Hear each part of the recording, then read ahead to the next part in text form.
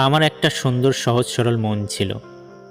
মানুষকে খুব সহজেই বিশ্বাস করে নিতাম, কিন্তু তারা সেটার সুযোগ নিয়ে আমাকে ধারাবাহিকভাবে এত আঘাত করল যে আমি আমার সেই সরল মনটা হারিয়ে ফেলেছি। আমি নিজের নেচারটা হারিয়ে ফেলেছি। চাইলেও এখন সহজে কাউকে বিশ্বাস করতে পারি না। যখন মানুষ নিজের নেচারটা হারিয়ে ফেলে, তার আর কিছু হারানোর থাকে না। আচ্ছা, ওরা তো কেউ আমার শত্রু ছিল না। কত আপন, কত কাছের, কত গল্প ওদেরকে ঘিরে। তাহলে কি আমি ওদের গল্পের শত্রু? আজকের দুনিয়ায় স্বার্থপর মানুষের সংখ্যা ক্রমশ বৃদ্ধি পাচ্ছে। বন্ধু, পরিবার, এমনকি অপরিচিতদের প্রতিও আমি সন্দেহের চোখে তাকাতে শুরু করেছি।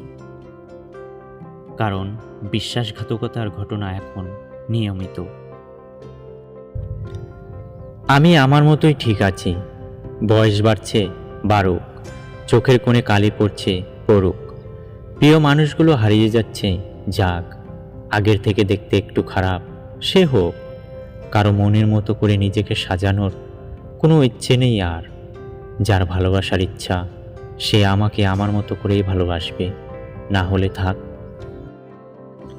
আমি এক অনুভূতির পোকা, সবার কাছে বড্ড বোকা। ঘর আমার অন্ধকারে ভরা, আমি সবসময় থাকি একা। লিখি সব হেবিজেবি, সারাক্ষণ হারানো মানুষ খুঁজি। তাই ওরা বলে আমি খুব বোকা। তারপর মনে হলো আমি এক অনুভূতির পোকা।